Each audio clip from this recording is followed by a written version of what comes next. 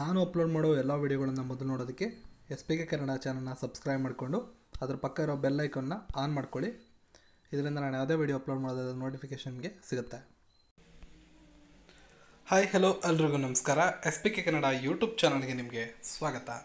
ಇವತ್ತಿನ ಈ ವಿಡಿಯೋದಲ್ಲಿ ಮಾರ್ಚ್ 2 ಮತ್ತು 3ನೇ ದಿನಾಂಕದ ಪ್ರಮುಖ ಪ್ರಚಲಿತ ಸುದ್ದಿಗಳನ್ನು ಹಾಗೂ MCQ ಪ್ರಶ್ನೆ ಮತ್ತು ಉತ್ತರಗಳನ್ನು ನೋಡೋಣ. ಇದರ PDF ಅನ್ನು ನೀವು SPK ಕನ್ನಡ ಅಂತ ಸರ್ಚ್ ಮಾಡಿ ನಮ್ಮ ಟೆಲಿಗ್ರಾಮಲ್ಲಿ ಪಡ್ಕೋಬೋದು. ಮೊದಲನೇದಾಗಿ ಕೆಲವೊಂದು ಪ್ರಮುಖವಾದ ಮಾಹಿತಿಗಳನ್ನು ನೋಡ್ತಾ ಹೋಗೋಣ. ಚೀನಾ ಯಶಸ್ವಿಯಾಗಿ 2ನೇ ಪೀಳಿಗೆಯ ಡೇಟಾ ರಿಲೇ ಉಪಗ್ರಹವನ್ನು ಉಡಾವಣೆ ಮಾಡಿದೆ.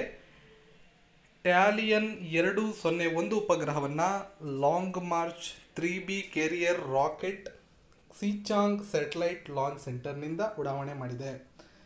China Aerospace Science and Technology Corporation ಅಡಿಯಲ್ಲಿ China Academy of Space Technology ಉಪಗ್ರಹವನ್ನು ಅಭಿವೃದ್ಧಿಪಡಿಸಿತ್ತು.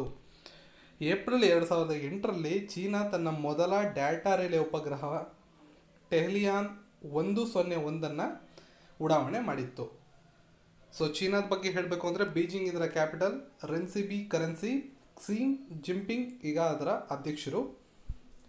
ಇಸ್ರೋ ವೀಕ್ಷಣಾ ಉಪಗ್ರಹವಾದಂಥ EMI ಸ್ಯಾಟ್ ಇದನ್ನು ಉಡಾವಣೆ ಮಾಡಿದೆ.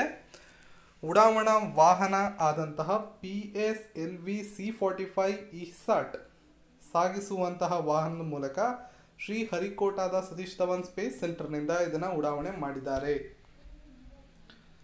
ಪ್ರಮುಖವಾದಂಥ ಉಪಗ್ರಹ EMI ಸ್ಯಾಟ್ ಮತ್ತು 28 ಗ್ರಾಹಕ ಉಪಗ್ರಹಗಳನ್ನು ಬೇರೆ ಬೇರೆ ಕಕ್ಷೆಗಳಲ್ಲಿ ಉಡಾವಣೆ ಮಾಡಲಾಗಿದೆ. ಭಾರತೀಯ ಬಾಹ್ಯಾಕಾಶ ಸಂಶೋಧನಾ ಸಂಸ್ಥೆ, Indian space research organisation ISRO ಅಂತ ಕರಿತೀವಿ, ಪ್ರಧಾನ ಕಚೇರಿ ಬೆಂಗಳೂರಲ್ಲಿದೆ. ವಿಕ್ರಮ್ ಸಾರಾಭಾಯ್ ಅದರ ಸ್ಥಾಪಕರು. ಆಗಸ್ಟ್ 15, 1969 ಇದು ಸ್ಥಾಪನೆಯಾಗಿದ್ದು ಪ್ರಸ್ತುತ ನಿರ್ದೇಶಕರು K. ಶಿವನ್ ಅವರು. ಇದು ವಿಕ್ರಮ್ ಸಾರಾಭಾಯಿ ಬಾಹ್ಯಾಕಾಶ ಕೇಂದ್ರದ ಅಂಗಸಂಸ್ಥೆಯಾಗಿದೆ. ಏಪ್ರಿಲ್ 1ರಿಂದ ಮನ್ರೇಗಾ ಯೋಜನೆಯಡಿ ವೇತನವನ್ನು ಪರಿಷ್ಕರಿಸಲು ಗ್ರಾಮೀಣಾಭಿವೃದ್ಧಿ ಸಚಿವಾಲಯದ ವಿನಂತಿಯನ್ನು ಚುನಾವಣಾ ಆಯೋಗ ಅನುಮೋದನೆ ನೀಡಿದೆ. ಮಹಾತ್ಮ ಗಾಂಧಿ ರಾಷ್ಟ್ರೀಯ ಗ್ರಾಮೀಣ ಉದ್ಯೋಗ ಖಾತ್ರಿ ಯೋಜನೆ ಮನ್ರೇಗಾ ಅಡಿಯಲ್ಲಿ ಪಾವತಿಸುವ ವೇತನವು ಕಾರ್ಮಿಕರಿಗೆ ಗ್ರಾಹಕ ಬೆಲೆ ಸೂಚ್ಯಂಕದೊಂದಿಗೆ ಸಂಬಂಧವನ್ನು ಹೊಂದಿದೆ. ಈ ಒಂದು ಕಾರಣದಿಂದ ಹೊಸ ಹಣಕಾಸಿನ ವರ್ಷದ ಆರಂಭ ಏಪ್ರಿಲ್ 1ರಂದು ಹೊಸ ವೇತನ ದರವನ್ನು ಜಾರಿಗೆ ತರೋದಕ್ಕೆ ಗ್ರಾಮೀಣ ಸಚಿವಾಲಯ ಕೇಳಿಕೊಂಡಿತ್ತು. ಅದಕ್ಕೆ ಪರ್ಮಿಷನ್ ಸಿಕ್ಕಿದೆ. ಮನ್ರೇಗಾ ಯೋಜನೆ ಫೆಬ್ರವರಿ 2, 2006ರಂದು ಪ್ರಾರಂಭ ಆಗಿತ್ತು. ಮನ್ರೇಗಾ ಅಂತ ಹೇಳಿದ್ರೆ Mahatma Gandhi national rural employment guarantee act ಅಂತ ಕರಿತೀವಿ. ಒಡಿಸ್ಸಾದ 84ನೇ ಸಂಸ್ಥಾಪನಾ ದಿನವನ್ನು ಆಚರಣೆ ಮಾಡಲಾಗಿದೆ. 1936ರಲ್ಲಿ ಒಡಿಸ್ಸಾ ಪ್ರಾಂತ್ಯದ ರಚನೆಗೆ ಜನರು ಮಾಡಿದ ತ್ಯಾಗವನ್ನು ನೆನಪಿಸೋದಕ್ಕೆ ಈ ಒಂದು ಕಾರ್ಯಕ್ರಮವನ್ನು ಆಯೋಜನೆ ಮಾಡಲಾಗುತ್ತೆ. 1936ರಲ್ಲಿ ಭಾಷೆಯ ಆಧಾರದ ಮೇಲೆ ರಚನೆಯಾದಂಥ ಮೊದಲ ರಾಜ್ಯ ಇದು. ಹಿಂದೆ ಇದು ಒಡಿಸ್ಸಾ ಹಿಂದೆ ಬಿಹಾರದ ಒಂದು ಭಾಗ ಆಗಿತ್ತು.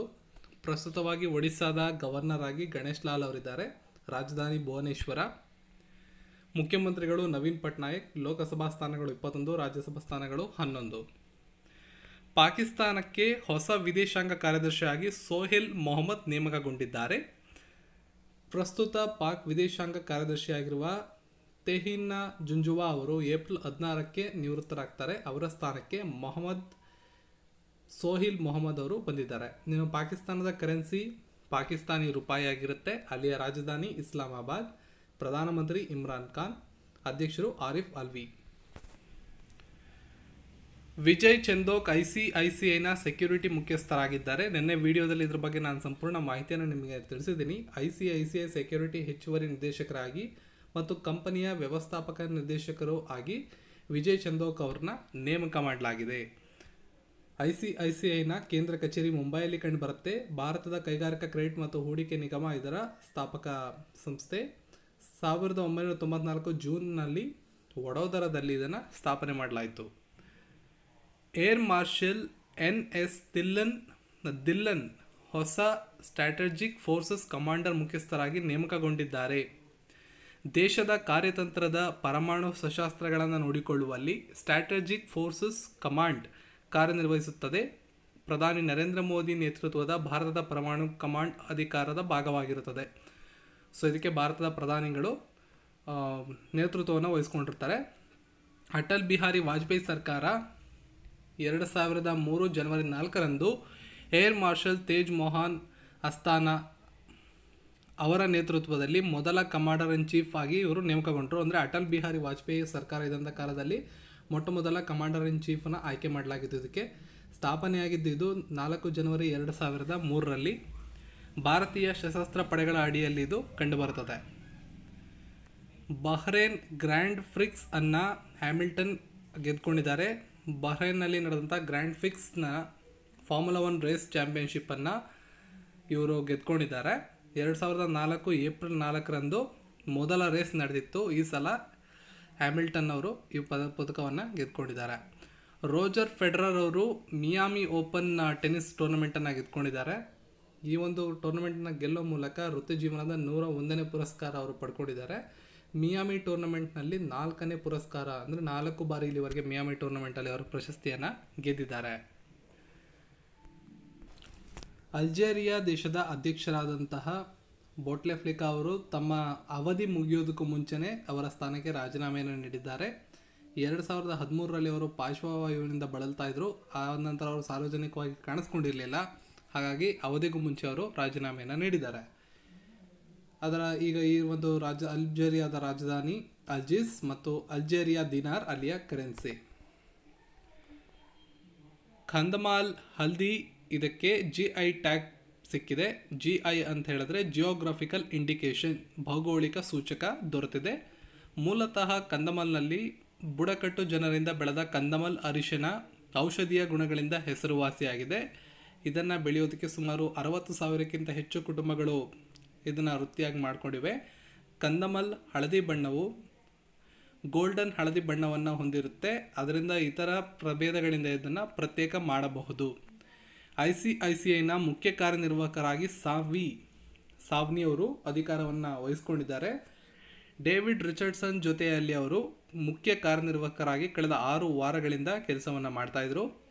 ಆದರೂ ಕೂಡ ICC ಪುರುಷರ ವಿಶ್ವಕಪ್ 2019 ಮುಗಿಯೋ ತನಕ ರಿಚರ್ಡ್ಸನ್ ಅವರು ಜುಲೈವರೆಗೂ ICC ಜೊತೆನೇ ಉಳ್ಕೋತಾರೆ.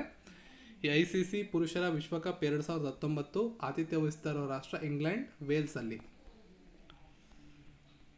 ಏಷ್ಯನ್ ಮಾರ್ಗನ್ ಚಾಂಪಿಯನ್ಶಿಪ್ನಲ್ಲಿ ಭಾರತ ಒಟ್ಟು 16 ಚಿನ್ನದ ಪದಕಗಳನ್ನು ಗೆದ್ದುಕೊಂಡಿದೆ. ಒಟ್ಟಾರೆಯಾಗಿ 16 ಚಿನ್ನ, 5 ಬೆಳ್ಳಿ, 4 ಕಂಚು ಪದಕಗಳನ್ನು ಗೆದ್ದಿದೆ. MCQ ಪ್ರಶ್ನೆ ಮತ್ತು ಉತ್ತರಗಳನ್ನು ನೋಡೋದಾದರೆ, ಹೆಣ್ಣು ಮಗುವಿನ ಸಾಲದ ಯೋಜನೆಯಾದಂಥ ಸುಕನ್ಯಾ ಸಮೃದ್ಧಿ ಯೋಜನೆಯ ಖಾತೆಯ ಬಡ್ಡಿದರ ಎಷ್ಟಾಗಿದೆ ಅಂತ ಪ್ರಶ್ನೆ. ಸರಿಯಾದಂಥ ಉತ್ತರ 8.5%.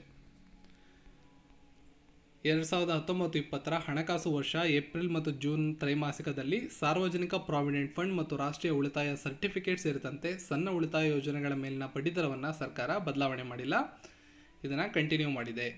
ರೈತರಿಗೆ ಮಾರುಕಟ್ಟೆಯೊಂದಿಗೆ ಸಂಯೋಜಿಸಲು ಸಹಾಯ ಮಾಡುವ ವ್ಲಾಯ್ಕಾಯ್ಟ್ ಆಧಾರಿತ ಕಾಫಿ ಮಾರುಕಟ್ಟೆ ಸ್ಥಳವನ್ನು ಯಾವ ಸಚಿವಾಲಯ ಅನಾವರಣಗೊಳಿಸಿದೆ?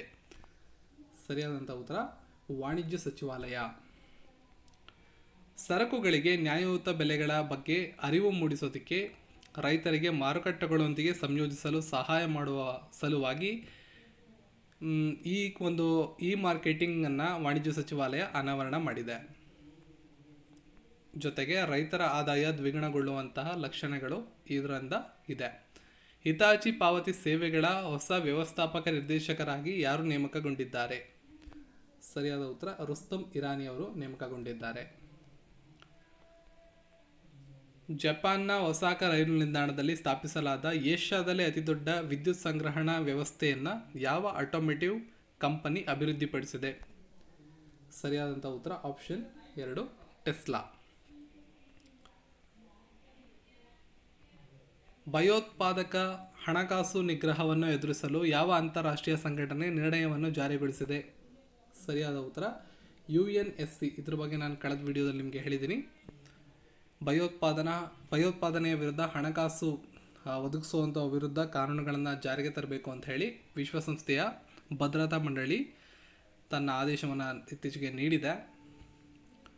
ಭಾರತದ ಚುನಾವಣಾ ಆಯೋಗವು ಕುಮಾರ್ ವಿಶ್ವಾಸ್ ಜಿ ಯನ್ನು ಇಂಟೆಲಿಜೆನ್ಸ್ ಮುಖ್ಯಸ್ಥರಾಗಿ ಯಾವ ರಾಜ್ಯಕ್ಕೆ ನೇಮಿಸಿದೆ?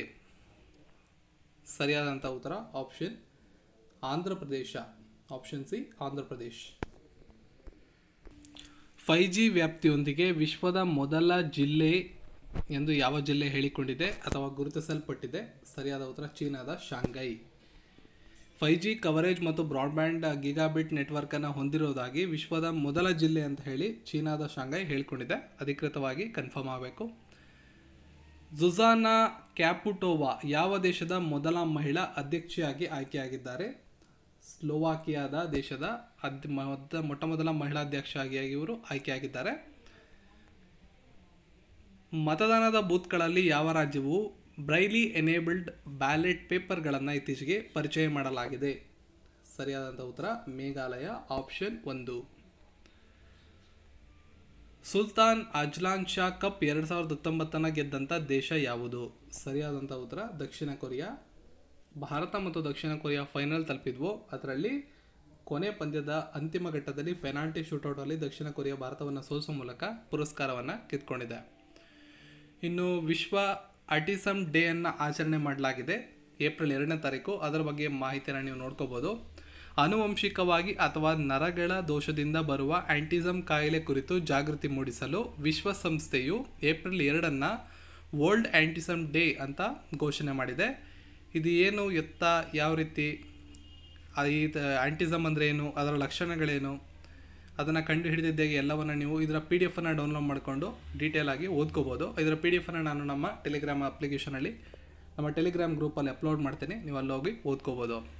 ಸೊ ಈ ಮಾಹಿತಿ ನಿಮಗೆಲ್ಲ ಉಪಯುಕ್ತ ಅನಿಸಿದರೆ ಈ ವಿಡಿಯೋನ ಲೈಕ್ ಮಾಡಿ, ಶೇರ್ ಮಾಡಿ, ಜೊತೆಗೆ ಚಾನಲ್ನ ಸಬ್ಸ್ಕ್ರೈಬ್ ಮಾಡಿ.